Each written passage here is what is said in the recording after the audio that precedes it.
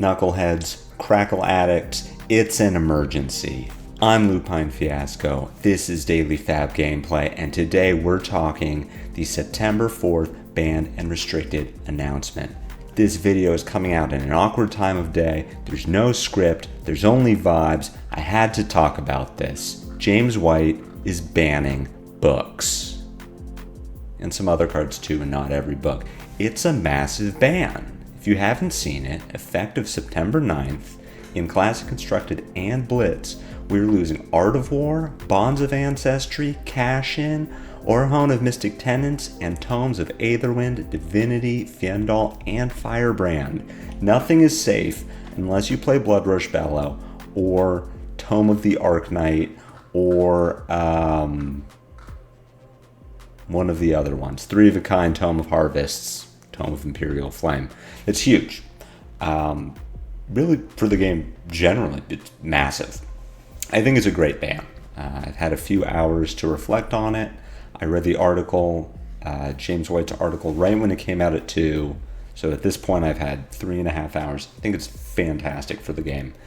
Zen really exacerbated what has been a growing problem in Flesh and Blood, a problem that I didn't even recognize Flesh and Blood had, although now looking back on it, reading the article, it all makes sense to me, which is what I call the big turnification of Flesh and Blood, for lack of a better term. There are alternate win conditions and overall game strategies, but for the most part, the most successful decks in Flesh and Blood have won off the back of a big turn. For Zen, that is his double Art of War, double Ancestral Harmony, Transcend turn, or his double Art of War having broken Traverse the Universe and Strides of Reprisal. For Katsu, it was his triple Bonds of Ancestry turn. For Fai, it was the Art of War turn. For KO, it was the Bloodrush Bellow Savage Sash. Prism, her double Tome of Divinity turn. Lexi's Art of War, Three of a Kind. So many heroes have this big turn where they look to do 30 to 50 damage all at once. And James White and the developers over at Legend Story Studios have come down and said that isn't okay. Their reasoning being that Flesh and Blood is meant to be this back and forth. It's meant to be an experience where winning a game is based on cumulative good decisions, all piling up, all equating to a win. And what the big turnification of playing a bunch of tomes or an Art of War, multiple Art of Wars does is invalidate all of that decision making. That you can put your opponent on the back foot and keep them there right up until they blow you up. And the rest of the game doesn't matter. All that matters was that big turn. So Art of War is out. Cash-In is out. Tome of Fjendal and Aetherwind out. Kano cannot put his massive pitch stack or massive go turn together anymore. And I think it's great. I was very unsatisfied with Zen. I was very unhappy with the sort of gameplay that Zen was promoting, where you either play Zen or you consistently chain disruption together. And the only heroes that could really do that were Nu and Uzuri. And you'd get heroes like Dash who could get wins against Zen. You would get your Majin Bays who can beat Brody Spurlock with Kano. But for the most part, you were either being disruptive or you were going over the top of what a Zen could do. And I frankly hated it. I was really unhappy with that sort of play. I've played Fai, I've played KO, I am an aggro player, so this sort of back and forth, let's play 10 to 20 turns of mid-range, is really not something I want to do. I want to be going over the top, but Zen just took it way too far. I didn't like the sort of playstyle that Zen had. I wanted to do more mid-rangey blocking, pivoting, reading the game state with KO. Or with Fai, I really wanted to be pressured into blocking when playing for value made sense, or I wanted to put this double Art of War turn together, but my double Art of War turn would do 30 damage instead of 50.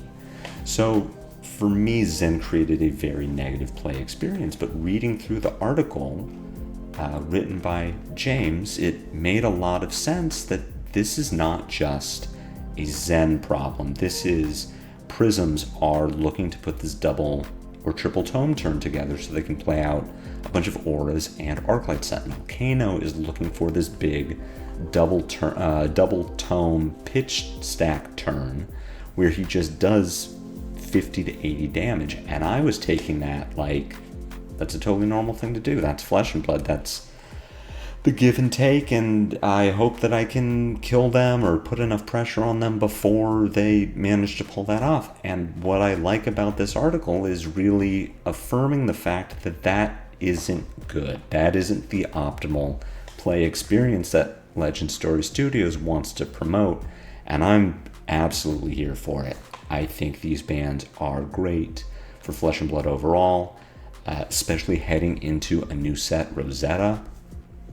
I think a lot of people who are trying to be excited about the new heroes have taken that with a grain of salt and had to temper those expectations a bit. The understanding that I'm going to do some cool shit with Aurora, and I'm going to play Channel Lightning Valley and put some attacks together, and maybe I'm going to use Spellbound Creepers and cheat out Burn Up, and it's going to do 20 damage, and then Zen's going to block it and blow me up, and none of my instants block and I'm dead. Or I'm going to play Verdance, and she's going to gain some health, and it's kind of neat. She's a 40 health hero, and Zen's going to do 60 at one time because I can't pressure him. And now that is totally gone. We get to go into Rosetta with fresh eyes, a fresh meta, a fresh card pool, without all of these big players. I'm excited for it. I've seen Twitter be excited for it. Notably, Kano and Prism players seem to be here for it, and that's huge. I don't know if you're familiar with Kano and Prism players. They are fairly hard to impress, you might say. They have strong opinions about certain things, and the fact that even they are grudgingly excited about these new bands speaks tomes about where Flesh and Blood has been for the last few sets. On a personal note, for people who have tracked my trajectory, have perhaps followed my path in Flesh and Blood and the sort of heroes that I like to play, we are so up, right? We're eating, okay? If you play Brute, this is fantastic because you are now the only aggro deck that draws cards. They intentionally left Bloodrush Bellow alone. I'm not saying that KO is the best deck in Flesh and Blood. I think Levia could also be there from what I've seen of Mansan's Ballbreaker build, which already didn't run Art of War. Brute might not be the best deck in Flesh and Blood.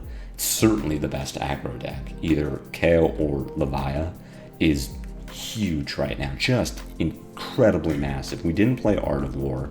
We didn't play any of the tomes. Blood Rush is untouched. All of our attacks are untouched.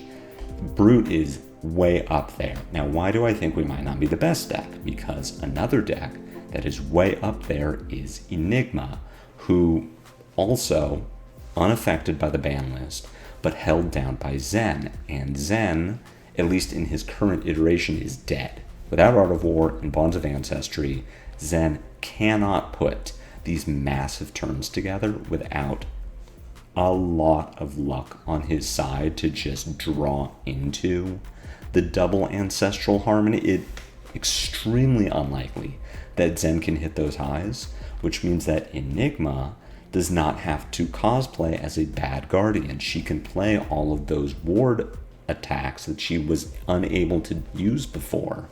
Her Waxing Specters, Waning Vengeance, Manifestation of Mirgai is just safe. So Enigma gets to stop playing all of the 2-for-6s with Disruption, and she gets to start playing Ward.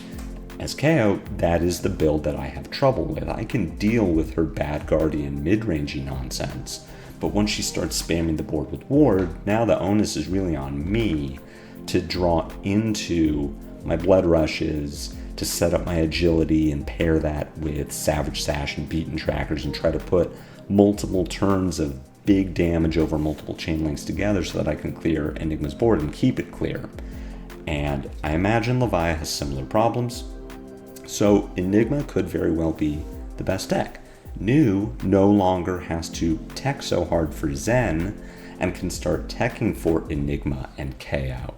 Azalea doesn't have to tech for Zen. She can start teching for KO like she was doing with her fatigue shots and sleep darts. And suddenly the meta opens back up. So I think KO is without a doubt the best aggro deck. That isn't true. I think Brute is the best aggro class. It will be between KO and Leviah to fight out who is the best aggro deck. But as Brute players, we are eating extremely well coming off of these bans. For my Ronin Renegades, my dear sweet Fai players who have remained faithful all of these months and years, I'm very sorry. I'm sorry for your loss. Your hero is dead. Fai is hopefully going to get some sort of support from the expansion slot at some point. A Fai-specific Belittle, a Fai-specific Art of War, but Fai is no longer of this world. So perhaps Aurora will look great for you going into Rosetta. She is Lightning Fai for all intents and purposes. It does look like she is going to be playing a lot of 0 for 4s with Go again, head jabs, lightning head jabs even.